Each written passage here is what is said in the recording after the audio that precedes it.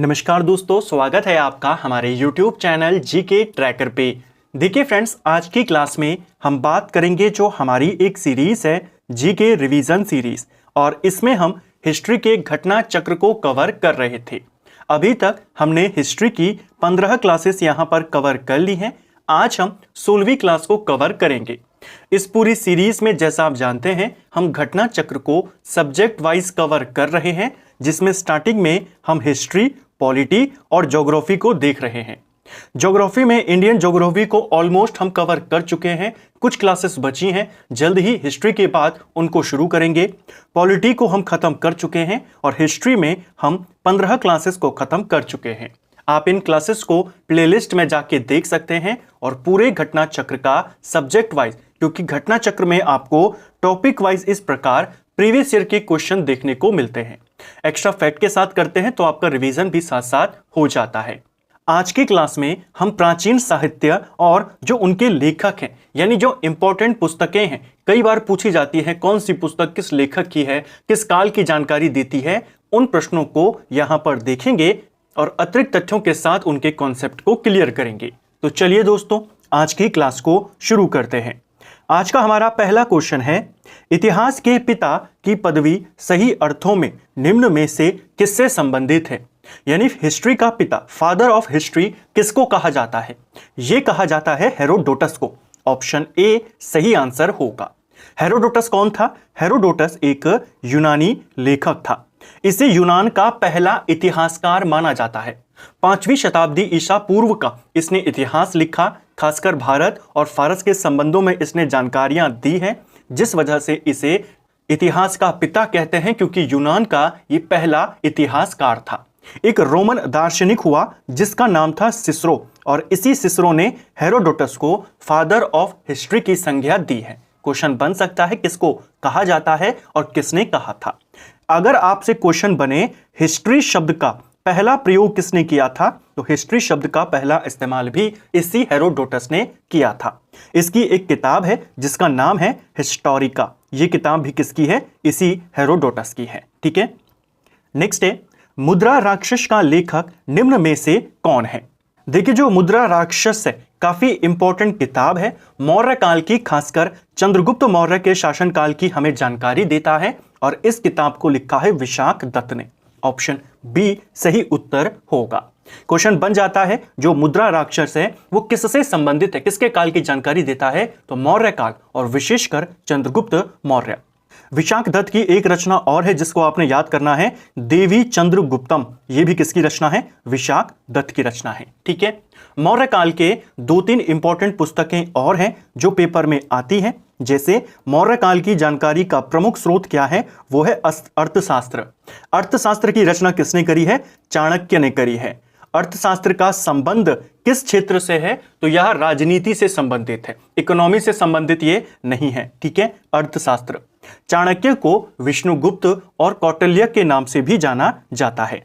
एक क्वेश्चन यहां पर और नोट कर लीजिए, क्योंकि हम अतिरिक्त तथ्यों के साथ देखते हुए चलते हैं, तो एक क्वेश्चन से रिलेटेड जितने क्वेश्चन हो हम कोशिश करते हैं उसी जगह पर कवर करने की। चाणक्य की पुस्तक अर्थशास्त्र तो पेपर में आई है, आपको पूछा जाएगा उसका अनुवादक कौन है। उसको लिखने का जो श्रेय जाता है बाद में, जिसको लिखा था 20वीं शताब्दी में, श्याम शास्त्री का नाम आपने ध्यान रखना है। ठीक है, नेक्स्ट है, निम्नलिखित साहित्य की साहित्य शास्त्रीय पुस्तकों में से कौन गुप्त काल में लिखी गई है? इनमें से बताना है कौन सी पुस्तक है जो गुप्त काल की है। हमने ऊपर मौर्य काल को देखा, देवी चंद्रगुप्तम, मुद्रा राक्षस हो गई, चाणक्य की अर्थशास्त्र हो गई। इसके अलावा एक व्यक्ति हैं जिनका नाम है सोमदेव, उनकी एक रचना है कथा सरित सागर, वो भी मौर्य काल की है। एक व्यक्ति है जिनका नाम है सेमेंद्र, उनकी एक रचना है जिसका नाम है वृहत कथा मंजरी, वो भी मौर्य काल की है। और एक व्यक्ति है मेगास्थनीज, जिसकी पुस्तक है इंडिका, वो भी मौर्य काल की है। तो ये मौर्य काल की इंपॉर्टेंट किताब है। अब आपसे गुप्त काल की किताब का नाम पूछा गया है, चलिए देखते हैं। सबसे पहले बात करते हैं अमरकोश की। अमरकोश की रचना अमर सिंह के द्वारा करी गई है और यह रचना गुप्त काल की है। कामसूत्र की रचना वात्सायन ने करी थी, यह भी गुप्त काल की है। मेघदूत कालिदास की रचना है, गुप्त काल की है। मुद्रा राक्षस की अगर हम बात करें, विशाख दत्त की रचना है। ठीक है, यह भी गुप्त काल की है। जानकारी मौर्य काल की देती है, लेकिन लिखी किस काल में गई? गुप्त काल में लिखी गई। इस बात को भी आपने ध्यान रखना है। मुद्रा राक्षस गुप्त काल में लिखी गई, 4वीं शताब्दी में इसे लिखा माना जाता है, लेकिन जानकारी ये मौर्य काल की देती है। ठीक है, जैसे अर्थशास्त्र है, इंडिका है, ये मौर्य काल में लिखी गई, मौर्य काल की जानकारियां देती हैं। सही आंसर होगा यहां पर ऑप्शन डी इसका सही उत्तर है। नेक्स्ट है हमारा दश कुमार चरित किसने लिखा है? तो देखिए, दश कुमार चरित की रचना की बात करते हैं, काफी प्रसिद्ध रचना है, दंडी के द्वारा इसे लिखा गया है। दंडी, इसे कुछ जगहों पर दंडनी भी लिखा गया है, दोनों एक ही व्यक्ति हैं। ठीक है, इसको आप याद करेंगे। इस रचना के अलावा 2-3 रचनाएं और हैं अलग अलग लेखकों की जो पेपर में आती हैं। जैसे भारवी की बात करें तो भारवी की एक काफी फेमस रचना है जिसका नाम है किरात अर्जुनियम। किसकी रचना है? भारवी की। सोमदेव की रचना अभी हमने ऊपर देखी, कथा सरित सागर, इन्हीं की रचना है। एक फेमस व्यक्ति हुए जिनका नाम था विष्णु शर्मा, और विष्णु शर्मा की पुस्तक इनसे भी ज्यादा प्रसिद्ध पंचतंत्र किसकी है? इन्हीं की रचना है, विष्णु शर्मा की। ठीक है, जो भारवी हैं इनकी किताब का नाम किरात अर्जुनियम है, और इन्हीं से मिलता जुलता एक नाम है भवभूति। इनकी रचनाएं भी पूछी जाती हैं। इनकी रचनाओं में उत्तर रामचरित आती है, मालती माधव आती है, वो इनकी फेमस रचनाएं हैं। ठीक है, एक व्यक्ति हुए राजशेखर, उनकी रचना है काव्य मीमांसा और कर्पूर मंजरी। ठीक है, कुमार संभव महाकाव्य किस कवि ने लिखा है? तो एक और फेमस रचना है, सिंपल सा हो जाएगा, कालिदास की रचना है। जो कुमार संभव है ये किसकी इसके रचयिता कौन है? महाकवि कालिदास को माना जाता है। कालिदास की और रचनाएं कौन कौन सी हैं? तो एक रचना है कालिदास की मालविका अग्निमित्र, इन्हीं की रचना है। इसके अलावा ऋतु संहार, इन्हीं की रचना है। मेघदूत, कुमार संभव, अभिज्ञान शाकुंतलम, विक्रमोष्य, ये सारी रचनाएं किसकी हैं? महाकवि कालिदास की हैं। साथ साथ में नोट करते हुए जरूर चलें। निम्नलिखित में से कौन सा नाटक कालिदास ने नहीं लिखा था? तो इनमें से कौन सा नाटक है जो कालिदास ने नहीं लिखा है या कालिदास की रचना नहीं है? तो मालविका अग्निमित्र इन्हीं की है, अभिज्ञान शकुंतलम कुमार संभव इन्हीं की है, जानकी हरण जो पुस्तक है यह कुमार दास के द्वारा लिखी गई है, ना कि कालिदास ने। ठीक है, ऑप्शन डी सही आंसर होगा। निम्नलिखित में से कौन सी पुस्तक कालिदास द्वारा लिखित नहीं है? फिर से वैसा ही क्वेश्चन है। तो मेघदूत, कुमार संभव और ऋतु संहार, ये सारी रचनाएं कालिदास की हैं, जबकि उत्तर रामचरित अभी हमने देखा था भवभूति की पुस्तक है। ठीक है, यह पुस्तक कालिदास की नहीं है। किसने लिखी है? भवभूति ने लिखी है। अगला, उत्तर भारतीय शास्त्रीय संगीत का बाइबल ग्रंथ से संबंधित है। तो देखिए, उत्तर भारतीय शास्त्रीय संगीत का बाइबल ग्रंथ कहा जाता है नाट्य शास्त्र को। और क्या ये किससे संबंधित है? नाट्य शास्त्र से संबंधित है। ऑप्शन ए इसका सही उत्तर होगा। अगला प्रश्न है हमारा, कल्हण की पुस्तक का नाम क्या है? कल्हण, इसकी किताब भी कई बार पेपर में आई है। इसकी किताब है राज तरंगिणी। ऑप्शन डी सही आंसर होगा। कल्हण की जो ये पुस्तक है राज तरंगिणी, ये संस्कृत भाषा में लिखी गई है।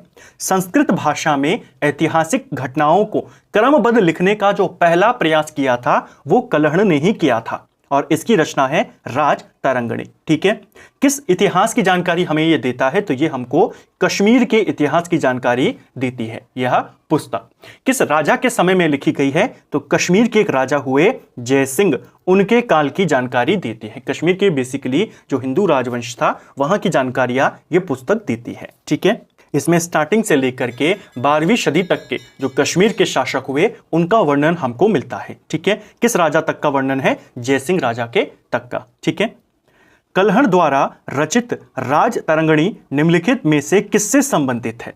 तो किससे जुड़ी हुई है राज तरंगिणी? ऐसा ही क्वेश्चन हमें उत्तराखंड में भी देखने को मिला था कि कश्मीर के शासक ललित आदित्य मुक्तापीड़ ने हमारे गढ़वाल पर आक्रमण किया था। उसकी जानकारी कहां से मिलती है? तो वो है आपकी राज तरंगिणी, क्योंकि वो कश्मीर के इतिहास से संबंधित है और ललितादित्य मुक्तापीड़ कश्मीर का राजा था।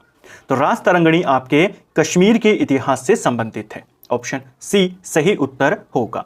राज तरंगिणी का मतलब होता है राजाओं की नदी या राजाओं की धारा। ठीक है, अगला, कल्हण की राज तरंगिणी की तरह एक इतिहास की पुस्तक गौड़वाहो किसने लिखी है? तो इस पुस्तक की तुलना कल्हण की राज तरंगिणी से होती है। इस पुस्तक को लिखा है वाकपति ने। ऑप्शन बी सही उत्तर यहां पे हो जाएगा। ठीक है, 8वीं शताब्दी की यह पुस्तक है, किस भाषा में लिखी गई है? तो यह पुस्तक जो गौड़ आवो है ये प्राकृत भाषा में लिखी गई है। ठीक है, कन्नौज के एक फेमस राजा हुए जिनका नाम है यशोवर्मन, उनकी जानकारी देती है हमको ये पुस्तक। ठीक है, नेक्स्ट है सूची 1 को सूची 2 से मिलाना है। एक तरफ व्यक्तियों के नाम है, लेखकों के नाम है, दूसरी तरफ उनकी रचनाएं हैं। अब देखिए, आपको अगर 2-3 किताबें पता है तो आप इनको आसानी से कर जाएंगे, या 1 से 2 भी पता है तो कर जाएंगे। जैसे कालिदास की प्रसिद्ध रचना है मालविका अग्निमित्र, तो तीसरे का तो आपका 3 होगा। राजशेखर की हमने ऊपर देखी थी, कर्पूर मंजरी है, चौथे का 1 होगा। भारवी की बात करें, भारवी की रचना है किरात अर्जुनियम, पहले का 2 हो जाएगा। हर्षवर्धन की रचना है नागानंद, दूसरे का 4 हो जाएगा। तो 2 4 3 1 इसका सही उत्तर यहां पर बनेगा। 2 4 3 1 ऑप्शन डी सही उत्तर हो जाएगा। ठीक है, हर्षवर्धन की बात करें, यहां पर केवल नागानंद दिया गया है। हर्षवर्धन की 2 रचनाएं और हैं, एक रचना है प्रियदर्शिका और एक रचना है रत्नावली। इस तीनों रचनाएं किसकी हैं? हर्षवर्धन की। हर्षवर्धन का जो दरबारी कवि था उसका नाम था बाणभट्ट और उसकी रचना का नाम है हर्षचरित और कादंबरी। ठीक है, अगला चरक संहिता नामक पुस्तक किस विषय से संबंधित है?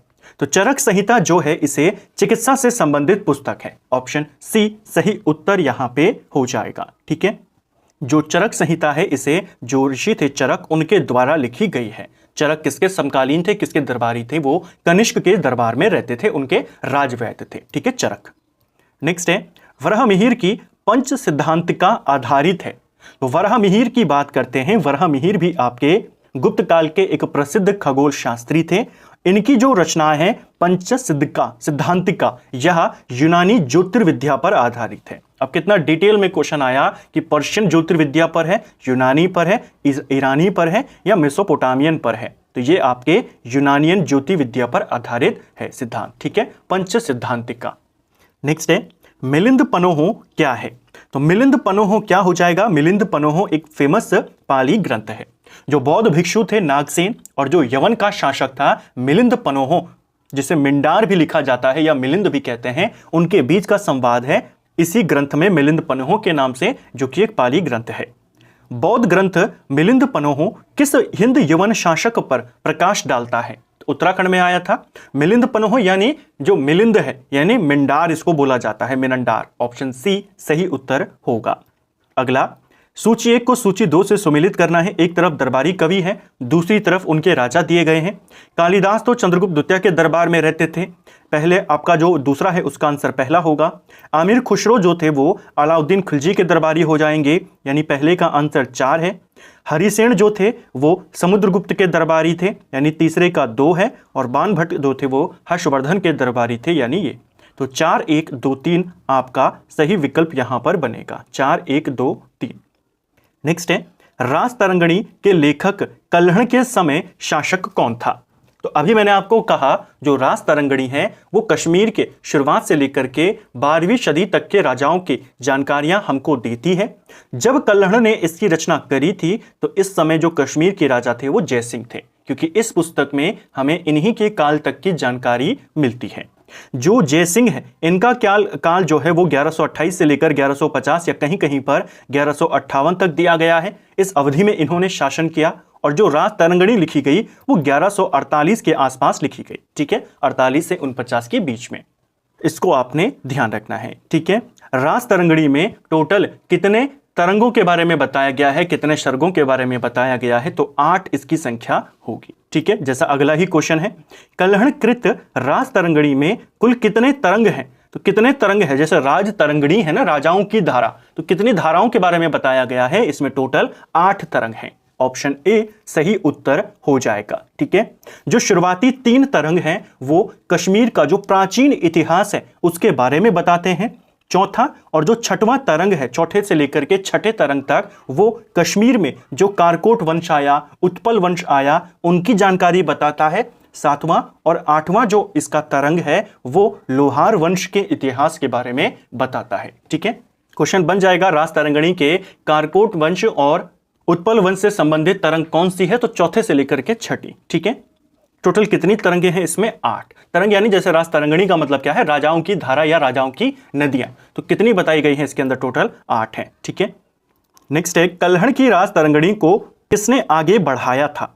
तो कल्हड़ की रास तरंगिणी को आगे बढ़ाने का जो काम किया था वो जोनराज और श्रीवर ने किया था। ऑप्शन डी सही आंसर हो जाएगा। जैसे मैंने आपको कहा, कश्मीर में हिंदू राज्य का इतिहास हमें इसी पुस्तक से ज्ञात होता है। ठीक है, इस ग्रंथ की रचना राजा जयसिंह के काल में करी गई थी कल्हड़ के द्वारा।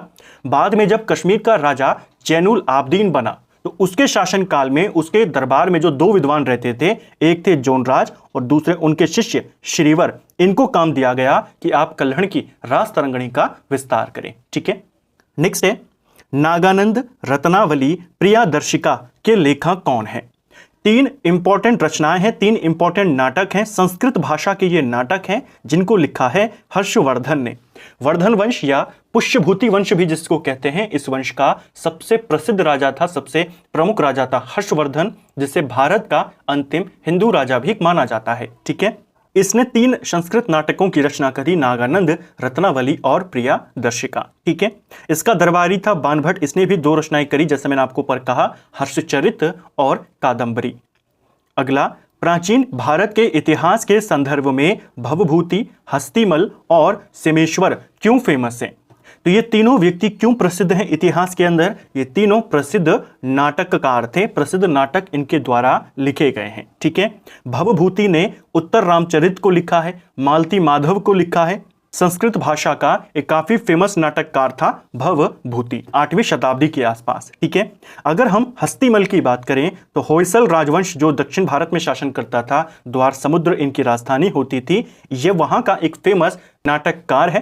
कन्नड़ भाषा में ये अपनी रचनाओं को करता था। ठीक है, इसी प्रकार सिमेश्वर भी एक प्राचीन काल का मुख्य नाटककार है। प्राचीन भारत के विद्वानों और साहित्यकारों के संदर्भ में निम्नलिखित कथनों पर विचार करना है। चलिए देखते हैं। पाणिनि पुष्यमित्र शुंग से संबंधित है। क्या पहला वाला गलत हो जाएगा? बिल्कुल आपका ये गलत हो जाएगा। जो पाणिनि हैं ये आपके 7वीं शताब्दी ईसा पूर्व के माने जाते हैं, यानी काफी पहले के माने जाते हैं पुष्यमित्र शुंग से। पाणिनि की एक रचना है अष्टाध्यायी, पेपर में आती है। अमर सिंह हर्षवर्धन से संबंधित हैं, ये भी गलत हो जाएगा। अमर सिंह जिनकी हमने रचना ऊपर देखी अमर कोश, वो चंद्रगुप्त विक्रमादित्य के 9 रत्नों में से एक थे, तो ये भी गलत हो जाएगा। कालिदास चंद्रगुप्त द्वितीय से संबंधित हैं, ये वाला कथन आपका सही है। चंद्रगुप्त द्वितीय जिनको चंद्रगुप्त विक्रमादित्य भी कहते हैं, उनके नवरत्नों में कालिदास शामिल थे। ठीक है, उनके नवरत्नों में कालिदास थे। इनके अलावा जो प्रसिद्ध चिकित्सक धन्वंतरी थे, इन्हीं के नवरत्नों में थे। खगोल वैज्ञानिक जो थे वराहमिहिर, इन्हीं में थे। एक फेमस शब्दकोश निर्माता जिसका नाम था अमर सिंह, जिसने अमर कोश लिखा, वो भी उन्हीं का दरबारी था। ठीक है, तो यहां पर केवल तीसरा वाला कथन आपका सही है। निम्नलिखित युग्मों में से कौन सा एक सही सुमेलित नहीं है? तो चलिए देखते हैं यहां पर कौन सा वाला गलत है। कर्पूर मंजरी की रचना हर्षवर्धन ने करी थी, ये गलत हो जाएगा। कर्पूर मंजरी की रचना राजशेखर ने करी थी। राजशेखर गुर्जर प्रतिहार जो राजा होते थे, उनके दरबार में रहते थे, उनकी रचना है कर्पूर मंजरी। ठीक है, मालविका अग्निमित्र कालिदास की है, मुद्रा राक्षस विशाखदत्त की है, सौंदरानंद अश्वघोष की है, तीनों सही है। शाकुंतलम किसने लिखा है? अब पूरा नाम नहीं दिया, आधा ही नाम दे दिया, तो अभिज्ञान शाकुंतलम पूरा नाम है, कालिदास की यह प्रसिद्ध रचना है। अगला, कालिदास द्वारा रचित मालविका अग्निमित्र नाटक का नायक कौन था? एक फेमस नाटक इन्होंने लिखा मालविका अग्निमित्र, और हम सभी जानते हैं जो कालिदास थे वो चंद्रगुप्त द्वितीय के काल में रहते थे, उनके 9 रत्नों में शामिल थे। लेकिन इसका नायक आपने इसको नहीं करना है, इस पुस्तक का जो नायक है वो अग्निमित्र है। ऑप्शन सी सही आंसर होगा। और अग्निमित्र कौन है? जो पुष्यमित्र शुंग आया था, शुंग वंश का जो संस्थापक था, इसके बेटे का नाम है अग्निमित्र, उसी के ऊपर यह किताब लिखी गई थी। ठीक है, प्राचीन भारत की निम्नलिखित पुस्तकों में से किस एक में शुंग राजवंश के संस्थापक के पुत्र की प्रेम कहानी है? अब कितना अच्छा क्वेश्चन उसको यहां पर डिजाइन करके बनाया गया, 2016 में बना। किस पुस्तक में शुंग वंश के संस्थापक के बेटे की हमें प्रेम कहानी देखने को मिलती है? मालविका अग्निमित्र में, क्योंकि पुष्यमित्र शुंग के बेटे का नाम था अग्निमित्र शुंग। ठीक है, गीत गोविंद काव्य के रचयिता कौन है? हाल ही में ये उत्तराखंड में भी पूछा गया था। गीत गोविंद के जो रचयिता हैं वो जयदेव हैं। ऑप्शन ए सही आंसर होगा। जयदेव किसके दरबार में रहते थे? अगर ये क्वेश्चन बन जाए, ध्यान रखना बंगाल में पहले पाल नरेश शासन करते थे। एक पेपर में बना था कि बंगाल में पाल वंश के बाद किस वंश का शासन हुआ? सेन वंश का शासन हुआ। इसी सेन वंश का अंतिम जो राजा था लक्ष्मण सेन, उसके दरबार में रहते थे जयदेव और इनकी रचना है गीत गोविंद। ठीक है, लक्ष्मण सेन को बंगाल का अंतिम हिंदू राजा माना जाता है। ठीक है, नेक्स्ट है प्राचीन भारत का वह ग्रंथ जिसका 15 भारतीयों और 40 विदेशी भाषाओं में अनुवाद हुआ है। तो कौन सी पुस्तक है जिसका 15 इंडियन लैंग्वेजेस में और 40 विदेशी लैंग्वेजेस में कन्वर्जन हुआ है, उसका अनुवाद हुआ है? किताब का नाम है पंचतंत्र। ऑप्शन बी सही आंसर होगा। ठीक है, पंचतंत्र का लेखक कौन है? तो पंचतंत्र का लेखक विष्णु शर्मा को माना जाता है। इनके द्वारा लिखी गई है पंचतंत्र। यह भारत की सबसे ज्यादा बार अनुवादित की गई एक साहित्यिक पुस्तक मानी जाती है। ठीक है, पंचतंत्र। अगला है सूची 1 को सूची 2 से सम्मिलित करना है। एक तरफ लेखक है, दूसरी तरफ उनके ग्रंथ दिए गए हैं। चलिए देखते हैं यहां पर। तो सबसे पहले दिया है सर्ववर्मा, इसकी पुस्तक का नाम है कांत्र। ठीक है, शूद्रक कई बार इसको देख लिया है, इसकी किताब है मृच्छकटिकम। विज्ञानेश्वर इनके मिताक्षरा है और कल्हण की रात तरंगणी है। तो सही आंसर क्या हो जाएगा? सही आंसर बनेगा हमारा 4 3 1 2। 4 3 1 2 इसका सही विकल्प है, ऑप्शन बी। अगला, निम्न में से कौन बीज गणित के क्षेत्र में अपने योगदान के लिए विशेष रूप से जाना जाता है? तो बीज गणित के क्षेत्र में किसका योगदान माना जाता है? यह माना जाता है भास्कर का। ऑप्शन सी सही उत्तर हो जाएगा। ठीक है, भास्कराचार्य पूरा नाम है। गणित की एक पहली पुस्तकों में से एक मानी जाती है लीलावती। क्वेश्चन बना है पेपर में, गणित की पुस्तक लीलावती के रचनाकार कौन है? यही भास्कर है। ठीक है, गणित की पुस्तक लीलावती के लेखक कौन है? तो ये हो जाएंगे भास्कराचार्य। Option D. आर्यभट्ट कौन थे? तो आर्यभट्ट एक भारतीय गणितज्ञ एवं खगोल शास्त्री थे। ऑप्शन बी सही उत्तर यहां पे होगा। ठीक है, अपनी पुस्तक में इन्होंने बताया था, आर्यभट्टिकम के नाम से इनकी पुस्तक है, जिसमें इन्होंने बताया था कि सूर्य अपनी जगह पर रहता है और पृथ्वी उसके चारों ओर घूमती है। निम्नलिखित में से किस भारतीय गणितज्ञ ने दशमलव स्थानिक मान की खोज करी थी? तो इसका खोजकर्ता भी आर्यभट्ट को ही माना जाता है। ऑप्शन डी सही उत्तर होगा। ठीक है, मतविलास प्रहसन का लेखक कौन है? तो मतविलास प्रहसन यह पुस्तक महेंद्र वर्मन प्रथम की मानी जाती है। उत्तराखंड में पूछी गई है। महेंद्र वर्मन प्रथम जो कि एक पल्लव नरेश था, उसने संस्कृत भाषा में इस पुस्तक को लिखा है। ठीक है, अगला है हमारा मनु स्मृति मुख्यतः संबंधित है। तो देखिए, मनु स्मृति जिसके रचनाकार मनु माने जाते हैं, यह रचना किससे संबंधित है? किसके बारे में इसमें बताया गया है? इसमें समाज व्यवस्था के बारे में बताया गया है। ऑप्शन ए सही उत्तर यहां पे होगा। मनु को प्राचीन भारत का पहला और महान विधि निर्माता माना जाता है। ठीक है, प्राचीन काल के महान विधि निर्माता कौन थे? तो मनु इसका उत्तर होगा। शून्य का आविष्कार किसने किया था? तो शून्य का आविष्कार किसने किया था एग्जैक्ट उसकी जानकारी नहीं मिलती है। किसी अज्ञात भारतीय को इसका रचयिता माना जाता है। ठीक है, हालांकि ज्यादातर नाम आर्यभट्ट का इसमें होता है, लेकिन इसका जो उत्तर दिया गया है इसमें वो डी को दिया गया है। इसके बारे में अलग अलग मान्यताएं चलती हैं कि शून्य को किसके द्वारा खोजा गया। ब्रह्मगुप्त का नाम मिलता है, आर्यभट्ट का नाम मिलता है, लेकिन प्रॉपर जो माना गया उत्तर वो डी यहां पर माना गया। निम्नलिखित में से कौन सा जोड़ा सही सुमेलित नहीं है? तो 4 किताबें दी गई हैं, दूसरी तरफ 4 लेखक हैं, कौन सा वाला सही नहीं है? चलिए देखते हैं। लाइफ ऑफ ह्वेनसांग यह पुस्तक हुइली ने लिखी है, पहला सही है। द नेचुरल हिस्ट्री टॉलेमी की नहीं होगी। जो टॉलेमी है इसकी रचना का नाम है भारत का भूगोल। ठीक है, द नेचुरल हिस्ट्री जो रचना है वो पिलनी की रचना है, इसका नाम भी पेपर में आता है। हिस्टोरिकल फिलिपिकल यह रचना पंपेइस ट्रोगस की है, यह आपका सही है। द हिस्ट्रीज या हिस्टोरिका यह रचना हेरोडोटस की है, यह भी सही है।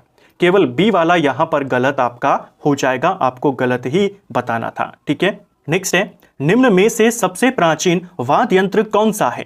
तो सबसे प्राचीन वाद्य यंत्र किसको माना जाता है? सबसे प्राचीन वाद्य यंत्र वीणा को माना जाता है। ऑप्शन बी सही उत्तर होगा। ये काफी प्राचीन माना जाता है। बाकी के जितने ये वाद्य यंत्र हैं सब मध्यकालीन भारत के हैं, लेकिन जो वीणा है इसे बहुत पहले का माना जाता है। ठीक है, तो इसको आप याद करेंगे। तो फ्रेंड्स, ये था हमारा आज का वीडियो जिसमें हमने हिस्ट्री की 16वीं क्लास को यहां पर कवर किया। जीके के जो प्रीवियस ईयर के क्वेश्चंस थे उनको अतिरिक्त तथ्यों के साथ यहां पर देखने का प्रयास किया। अगली क्लास जो हमारी होगी इस सीरीज की, उसमें हम मध्यकाल की शुरुआत करने जा रहे हैं और पहली क्लास में पूर्व मध्यकाल के बारे में बात करेंगे। यानी दिल्ली सल्तनत से पहले जो जो घटनाएं घटी, जिसमें गौरी के आक्रमण हुए, गजनवी के आक्रमण हुए, पृथ्वीराज चौहान से संबंधित जो क्वेश्चन बनते हैं, उन सब प्रश्नों को, पूर्व मध्यकालीन प्रश्नों को हम अगली क्लास में कवर करेंगे। उम्मीद करता हूं आपको आज का वीडियो पसंद आया होगा। अगर आपको ये वीडियो पसंद आई है तो वीडियो को लाइक करें, चैनल पर नए हैं तो सब्सक्राइब करें, अपने दोस्तों के साथ शेयर करें। वीडियो आपको कैसा लगा कमेंट बॉक्स में हमें जरूर बताएं। Thank you friends.